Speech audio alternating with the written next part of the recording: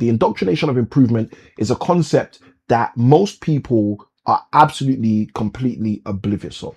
And it's the indoctrination of improvement that you'll see is one of the biggest psychological battles that people face on their road to becoming a millionaire and multimillionaire. Okay. And the reason why is because most people don't realize the day they stop improving, their future instantly equally starts shrinking. And this is something that we have to think about on a regular basis in our life. We have to think to ourselves, have I stopped improving? In Japanese, there's a word, they call it kaizen. And that word simply means ever increasing, ever improving. Okay? In our current climate, in personal development, a lot of people talk about getting 1% better every day. There's a lot of these analogies and adages out there, but one of the things we have to understand is that in order to pursue high-level goals, in order to achieve millionaire status, one of the keys is to understand the indoctrination of improvement. Because what most people don't realize is growth isn't an event. It's literally a culture. And when you see growth as a culture instead of as an event, you start to prepare to get ready for it on a daily basis rather than just on a day's basis. You see, community is one of the keys to actually shape our beliefs. Many of us have beliefs about wealth, a belief about health, a belief about relationships, which we may not even recognize were developed in the communities we've been a part of growing up. So, for example, if you come from a home where there are certain said beliefs about relationships, you're ultimately, until something changes, until you go on a journey of improvement, going to harbor those same beliefs about relationships. If you go to a school or attended a school where they had certain beliefs about wealth and about the creation of revenue, then ultimately, unless you go through a process of indoctrination of improvement, you are going to harvest and manifest those same beliefs about wealth that the school you went to shaped within you. This is why I often say to people, you cannot use school tactics to achieve non-school outcomes. In schools, they don't talk about financial freedom. So why do you think the tools they gave you in school are going to be adequate to create financial freedom? And this is the reason why we have to go on a journey of the indoctrination of improvement. We have to improve ourselves. We have to improve ourselves. We have to improve ourselves. You see, I used to be so big on networking when I was running my networking events until I realized that networking is exchanging cards, but community is where beliefs are built. And when I started to realize that, I started to say to myself, hold on a minute. If I keep having short-sighted relationships through networking, hosting these networking events, letting all of these people come and everybody shakes your hand, and the likelihood of building community with these individuals is minimal at best, then I'm setting myself up to be a healthy card exchanger, but an unhealthy belief developer. And this is what helped me start to realize and start to see about the indoctrination of improvement. This is what got me in the right place, in the right frame of mind to start to realize, hold on a minute, I need to get focused on improvement. And not just improvement once.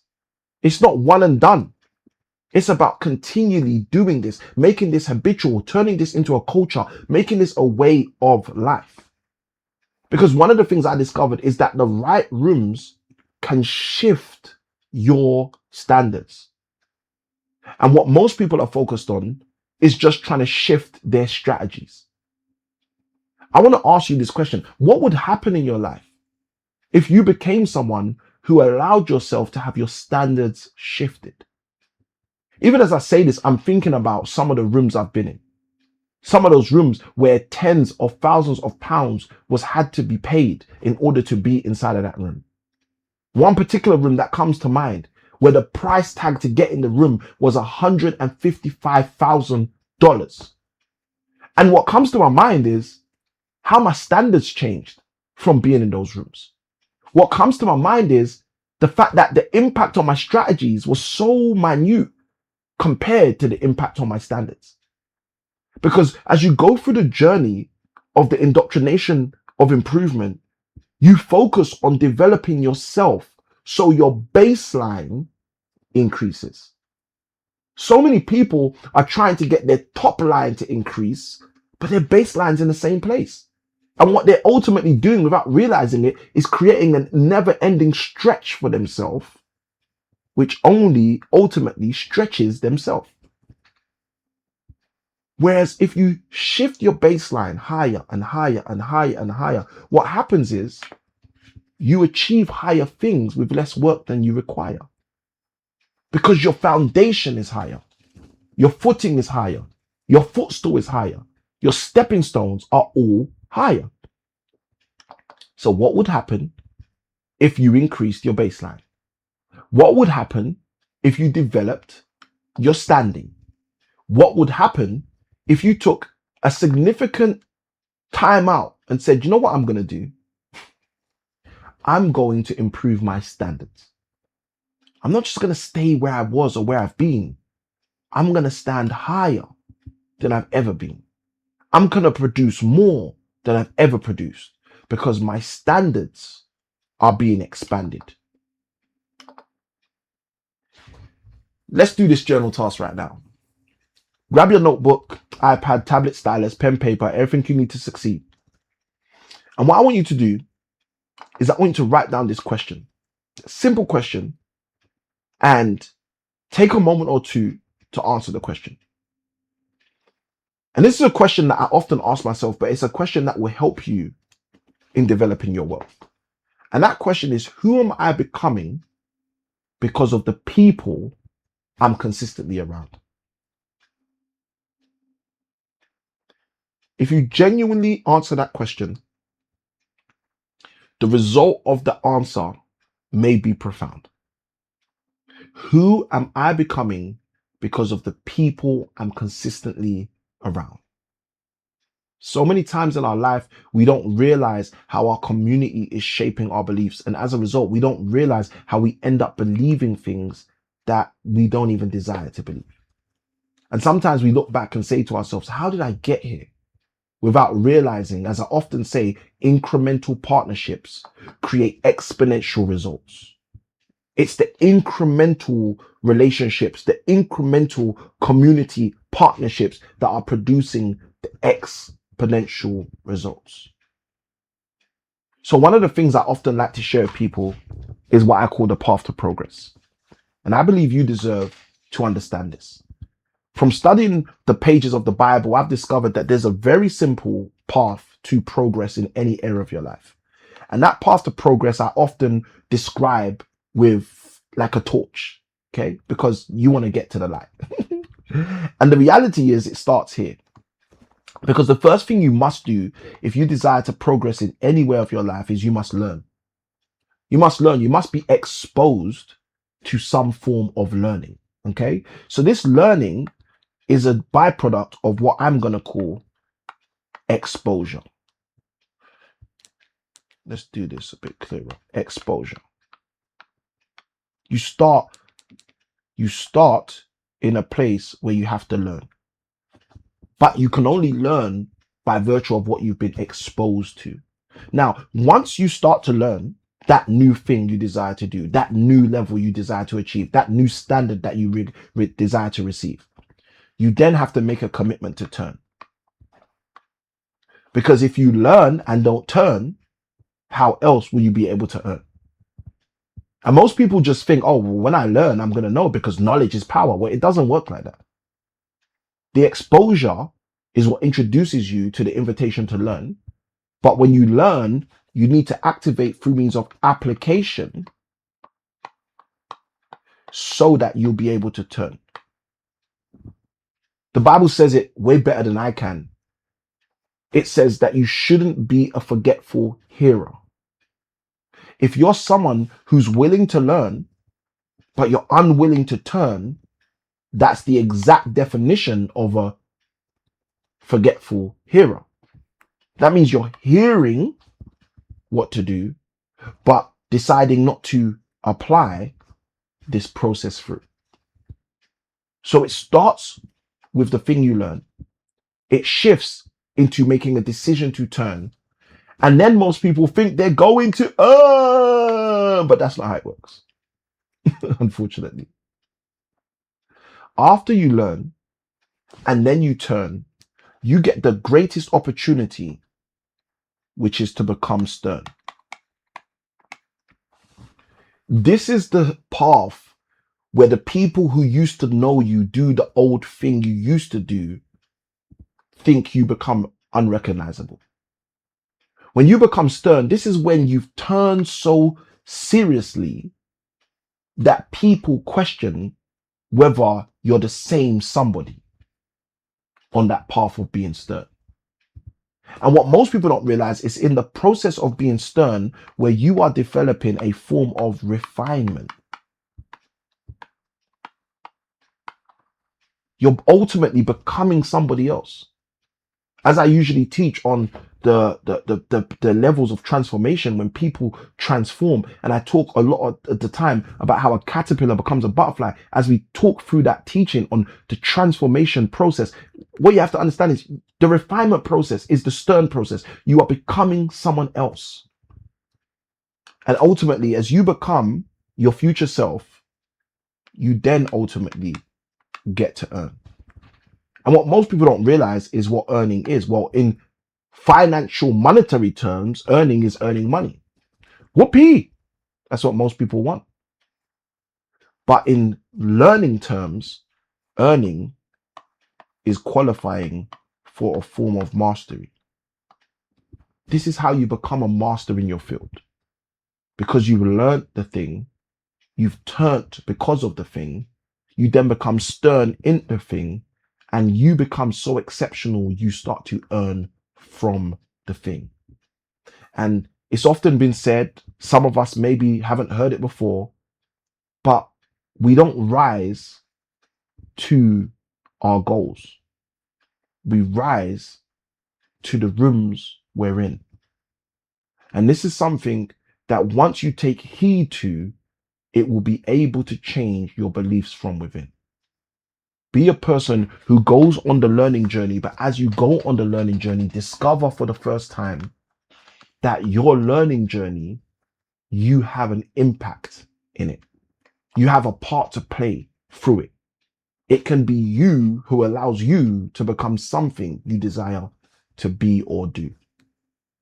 Don't wait for someone else to say, oh, I'll do it for you. I'll turn you into who you want to be. Instead, take this advice from me and take your own initiative. Now, one of the things I want to leave you with is what I call the Millionaire Identity Framework. This is something that will hopefully be helpful for you in your journey going forward.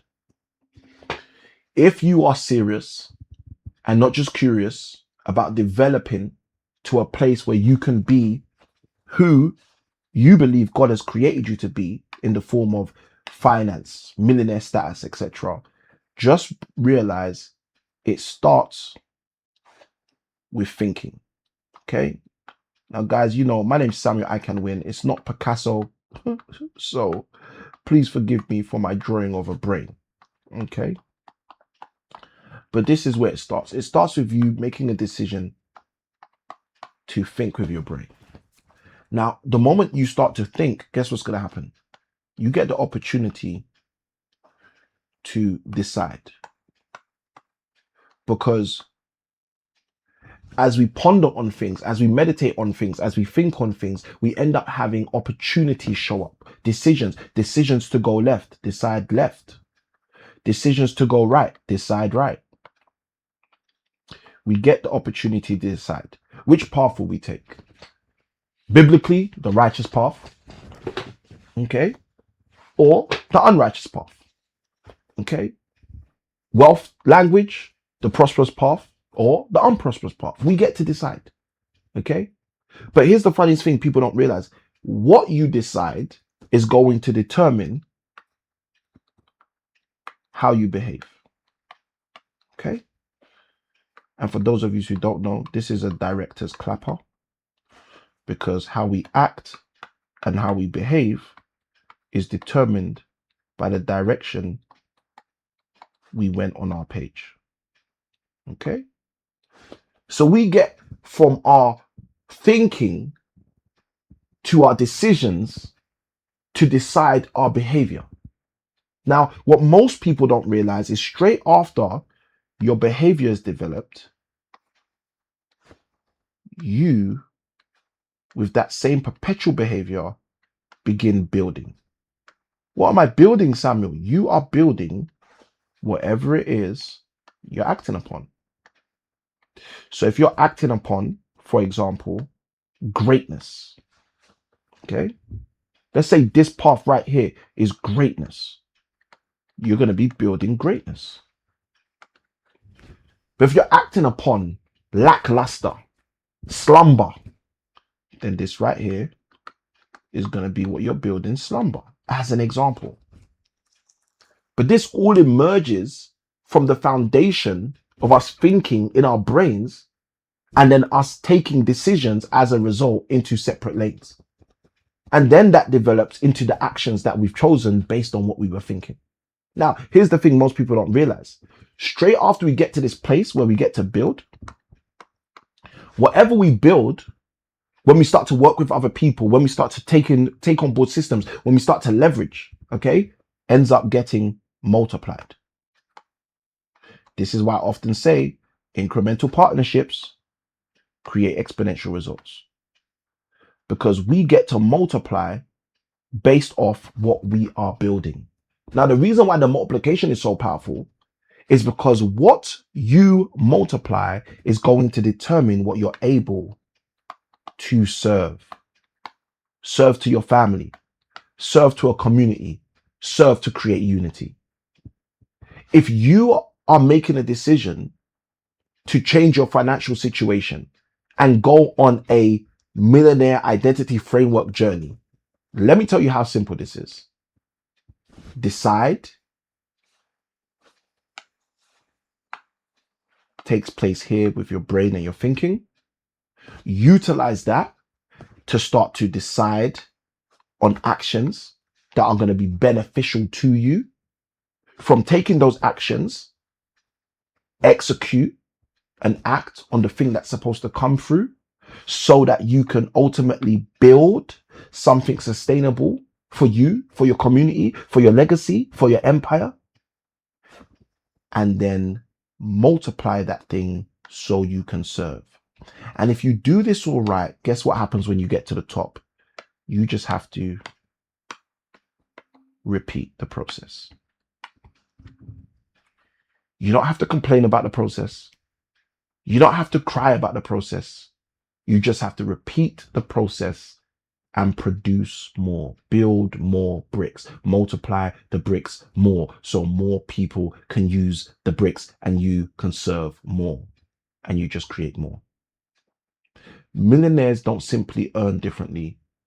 They think differently long before they earn differently. And if you make that commitment in your life to be someone who's going to start to think differently, I can assure you that it will ultimately result in you being able to earn differently. Small keys open big doors.